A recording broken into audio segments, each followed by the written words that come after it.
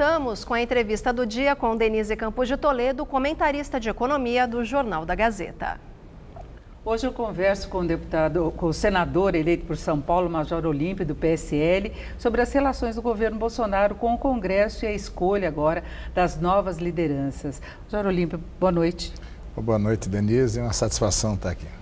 E vamos falar então sobre essas discussões todas em torno da escolha da presidência da Câmara e também do Senado.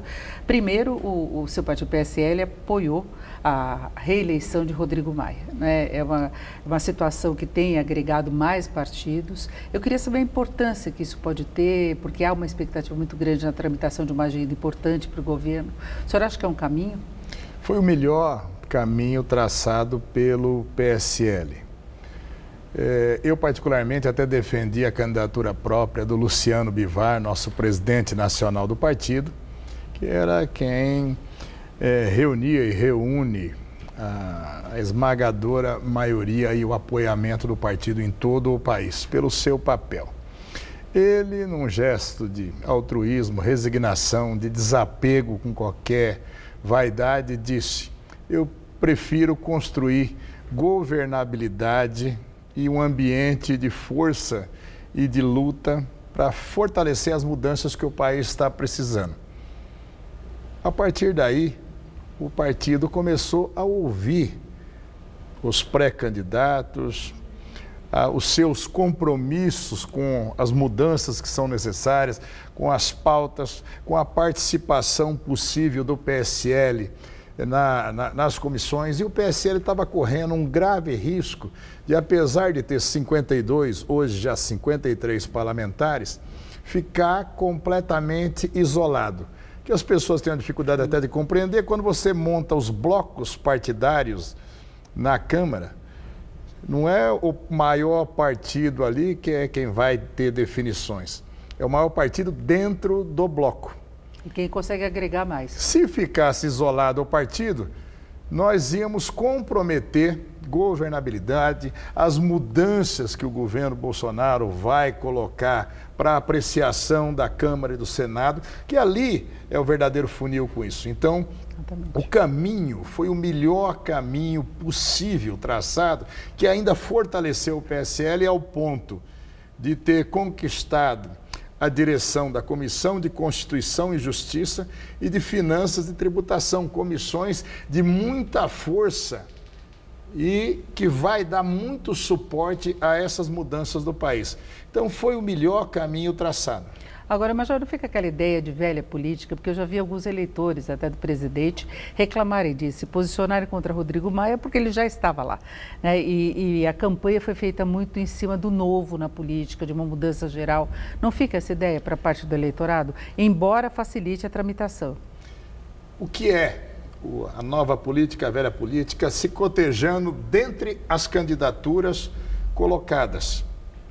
E quem poderia ter força e compromisso com o processo de mudanças nesse momento?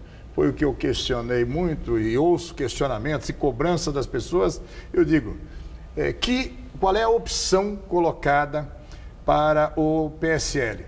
Para garantir mais força, ter mais condição de influenciar num papel decisivo para as mudanças que são necessárias. Nós não podemos esquecer que, por maior que seja a boa vontade, por maior que seja a necessidade, por exemplo, para a mudança constitucional, nós temos que conquistar 308 votos dentre os 512. Reforma da Previdência. Reforma da Previdência, dentre os 513, 2 vezes. Depois, no Senado, dentre os 81 senadores, 49 votos, 2 vezes. Então, dentro do processo legislativo, nós precisamos ter a agregação de força. O PSL, que é o partido do presidente, se tornou um grande partido pela força da mudança, da esperança que o Jair Bolsonaro representou e representa para o povo brasileiro. Agora cabe ao seu partido ganhar o seu espaço e fortalecer justamente esse processo de mudança. Agora o seu partido indicou para a presidência do Senado. Só que nós temos aí Renan Calheiros também tentando voltar, indo para a presidência, e eles têm discutido, aberta a possibilidade de endossar a agenda de reformas, de mudanças do governo. O senhor é presidente, mas hoje nós temos aí algumas declarações suas circulando pela internet, no sentido que o senhor colocou que ele teria uma bandeira de paz. Isso significa que o senhor admite sair dessa disputa? Não. A questão da bandeira de paz, que eu fiz uma manifestação sobre uma postura, uma entrevista do Renan numa matéria do Globo. Exatamente. Quando ele falou... Ele falou que ele vai defender pautas governistas. Pois é, eu disse, isso é uma bandeira de paz. Tá? Agora o senhor confia? Eu quero e vou ganhar a eleição dele. Agora o senhor confia que ele vai defender essas pautas? Não é questão de confiança, não. Eu confio em uma candidatura que vai defender de forma intransigente a mudança, as bandeiras do governo Bolsonaro, que é a candidatura do Major Olímpio. Mas essa questão da articulação lá no Senado? Os demais eu respeito. Tanto que antes do partido me lançar candidato, que você disse bem, eu não me lancei candidato. Eu sei, eu sou no jargão policial, sou um policial, eu sou um recruta chegando no Senado. Respeitosamente, estou dizendo, estou à disposição, o meu partido disse, você vai disputar a presidência do Senado. A partir do momento que o presidente disse com muita sapiência e respeito pelo legislativo que ele tem, eu não vou me meter no processo, nem na eleição da Câmara, tampouco do Senado. Eu respeito a independência do Legislativo. Fui parlamentar por 28 anos. A partir do momento que o presidente disse, não existe candidato do governo, a direção do PSL entendeu. O PSL vai colocar uma candidatura que possa, se eleito, ser a certeza do suporte as mudanças necessárias. Então, mas levando aquela ideia que o senhor colocou em relação à Câmara, no caso do Senado, o senhor está chegando agora, como disse. Renan Calheiros, com a experiência dele, se ele resolver endossar a agenda do governo, ele não teria maior margem de manobra? E a gente sabe que ele é um grande articulador político. Eu respeito todas as candidaturas, não faço campanha contra nenhum candidato. Eu estou tentando consolidar 41 votos dos 81 para, numa maioria absoluta, assumir a direção do Senado, portanto, do Congresso, respeitando todas as articulações. E é um grupo muito pequeno, onde a campanha ela é muito respeitosa. É muita conversa, é muita interlocução, é muito aprendizado. E cada um dos senadores ali tem um juízo de valor. Agora, a votação secreta favorece Renan Calheiros, não favorece? Eu não tenho dúvida que sim, até pela experiência, a capilaridade que tem, eu não tenho dúvida que se a votação fosse aberta, o maior beneficiado seria eu. Mas eu devo admitir que com a eleição secreta, voltando ao que diz o regimento, eu sempre defendi uma eleição aberta, mas a forma como estava sendo feito, numa canetada, numa intromissão do Supremo no Legislativo, não era a adequada, tanto que o presidente do Supremo voltou atrás numa decisão do ministro Marco Aurélio. Voltamos ao status original do que tem a previsão regimental. Vamos jogar conforme a regra que está estabelecida. E a regra diz, quem tiver mais votos vai ser o presidente. Nesse momento, meu partido me deu essa missão dada, missão cumprida, e nós vamos lá disputar voto a voto. Bom, mudando o assunto, um tema que o senhor também sempre defendeu, nós tivemos aí uma prévia do decreto do presidente Bolsonaro em relação à flexibilização do porte de armas para moradores de cidades consideradas violentas em áreas rurais, além de servidores públicos que exerçam funções com poder de polícia e proprietários de estabelecimentos comerciais. As estimativas aí são de que 3.179 municípios de 5.570 estariam nessa linha de corte. O senhor acha que esse é o caminho? Como é que o senhor vê essa liberação? O país está preparado para isso? Sim, eu sempre defendi que a legítima defesa responsável pelo cidadão de bem.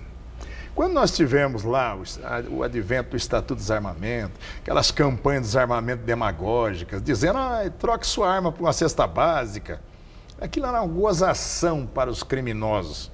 Só o cidadão que foi lá, entregou uma arma que tinha, a viúva foi entregar uma garrucha do vovô. Os criminosos se empoderaram muito mais, porque tiveram a certeza que ninguém mais podia se defender, a não ser as situações excepcionais dos militares, dos policiais, juízes, promotores, categorias especiais. O que o Bolsonaro está agora num decreto, alterando o decreto que regulamentou o Estatuto do Desarmamento, num compromisso seu com a sociedade, que é um compromisso nosso com a sociedade, é mudar os critérios para a posse de arma de fogo, que é a condição do indivíduo ter na sua residência, na área rural, na sua propriedade, no seu comércio, para defesa própria, para defesa da sua família, do seu patrimônio. Porque mas a pessoa até não tem que estar preparada para isso? A pessoa não tem que estar preparada para saber utilizar a arma? E já está previsto na lei e na sua regulamentação as condicionantes. Ninguém está falando na posse irresponsável. Já tem estabelecido os requisitos técnicos, as avaliações, dizendo que esse porte é precário e temporário, que de tempos em tempos deverá ser feito toda a reavaliação sobre isso, mas garantindo ao cidadão o seu direito. Eu defendo também, e nós vamos votar na Câmara dos Deputados, que já está pronto, já teve a comissão especial do projeto 3722 do deputado Peninha, que vai flexibilizar também, aí ele muda o Estatuto do Desarmamento, o artigo 6º do Estatuto, permitindo também que, cumpridos os requisitos da legislação, o cidadão também tenha o direito de portar a arma, que é se deslocar nas vias, nos logradouros, com a arma, desde que estabelecidos os critérios da legislação. Devo dizer a você, ninguém fala no porte ou na posse irresponsável.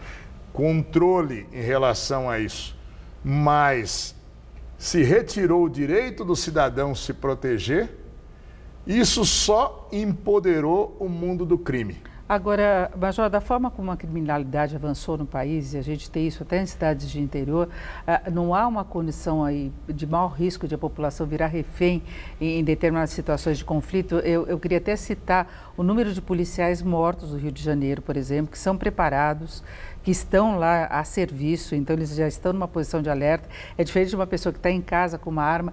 Não avançou muito a criminalidade? A ponto de tornar mais arriscado ainda você ter arma? Não tem como o cidadão estar mais refém e submisso. Quando se editou o Estatuto do Desarmamento, nós tínhamos 30 mil mortes no Brasil por ano. Nós temos agora, passou de 65 mil mortes. Eu estou te dizendo, o marginal teve a certeza absoluta dele não ser importunado ou tomar um revés ou ser ferido ou morto. Com relação ao enfrentamento dos policiais, não é só no Rio de Janeiro. O Rio de Janeiro é onde mais se matam policiais, mas aqui no estado de São Paulo também, em todos os estados. Os últimos dados de 2017, que nós não fechamos ainda o dado oficial de 2018, 540 policiais, de policiais federais a guardas municipais, foram executados no país no exercício da função, estavam em serviço, porque fora de serviço ou aposentados, o número passa de 1.000. Então, a sociedade brasileira já está de joelhos. E quem está fortalecido com isso é o criminoso. Mas a segurança tem que ser fortalecida, né, Major? Não é delegar, não é uma questão de ninguém está delegando nada.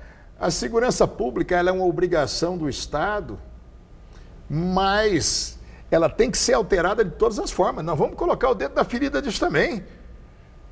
Denise, nós temos 16.688 quilômetros de fronteira seca. É um grande desafio.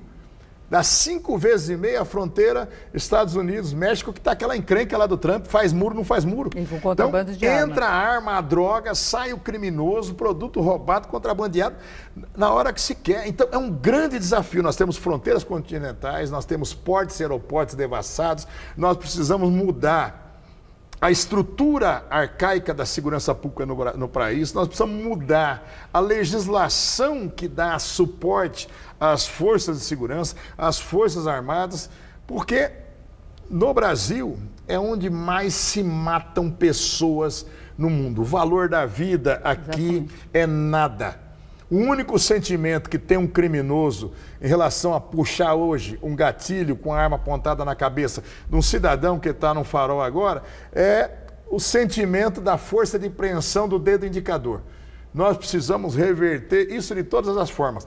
E até bem por isso, nós não podemos tirar do cidadão o sagrado direito dele se defender.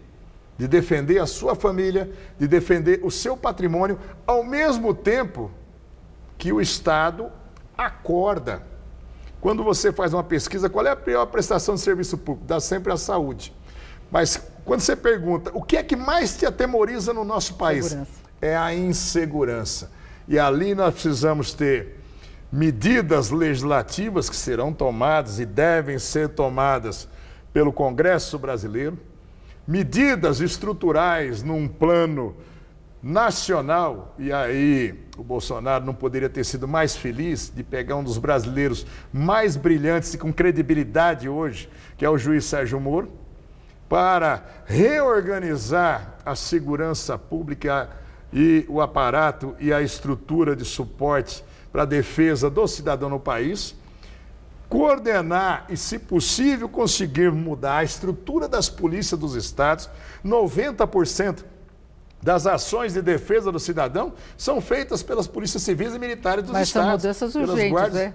São mudanças urgentes. Urgentes, mas quando você fala em mudança estrutural de polícia, nós estamos falando de mudança na Constituição. Vamos voltar para os números mágicos lá. Por que é importante nós garantirmos 308 votos dentro da Câmara, 49 votos no Senado, para fazermos as mudanças que o país quer, espera e merece ter. Porque não é só a reforma da Previdência, tem várias outras áreas que vão depender também, por exemplo, de reformas constitucionais como a segurança. Rapidamente, antes de encerrarmos, eu queria voltar à questão de reforma da Previdência que nós citamos. Sou a favor da inclusão dos militares nas mudanças, não necessariamente com o mesmo regime, tendo um regime diferenciado, mas para acertar as contas. Não se trata simplesmente de inclusão ou exclusão dos militares. Os militares, nós estamos falando dos militares das Forças Armadas. Os militares estaduais, policiais militares e também bombeiros militares. Também tem diferenciado. Mas é pela especificidade. Você tem que fazer uma separação de situações absolutamente desiguais. Tá? O militar das Forças Armadas, ele tem um sistema de proteção social, foi uma opção na maioria dos países no mundo e aqui no Brasil. Não, eu estou falando para tentar resolver também a questão do déficit. Mas é uma coisa, nós não podemos sangrar mais quem já está no seu limite. É como se você perguntar para mim, e os policiais? Eu digo, estão no limite. Mas as Forças Armadas é diferente. O serviço policial, por exemplo, o policial não aguenta trabalhar um dia a mais. O desgaste físico, o desgaste psicológico. Não dá para você aqui na Polícia Militar de São Paulo. Tem até programas para isso que são desenvolvidos há muito anos. Nós temos uma média de 3 suicídios por mês. O desgaste é muito intenso. O risco de vida é imenso. Eu tenho certeza que na reforma da Previdência, mais do que necessário, vai se buscar equacionar também a questão das Forças Armadas. Porque na medida em que você vai falar, não, nós vamos incluir as Forças Armadas, não, então nós vamos também dar a eles as mesmas condições que são dadas a todas as outras áreas de serviço público ou para a área privada. O adicional noturno, o fundo de garantia, o direito de sindicalização, o direito de paralisação, não vai acontecer. Eu não conheço um país onde aconteceu isso. Não, isso não, apenas então, alguma diferenciação no idade. Por isso que eu sou pragmático em relação a isso. Assim como nós não devemos ter privilégios e sim, em algumas situações, garantias mínimas, Nós também não podemos ser preconceituosos. Ser militar é um grande adjetivo e uma coisa que hoje nós temos na integração nacional, nós temos esse respeito todo, a população apoia tanto. Tantos foram eleitos nesse momento pela credibilidade. Fechamos aqui a nossa entrevista com o senador Major Olímpio. Muito obrigada pelo seu comparecer aqui no nosso jornal. Uma boa noite. Luciana.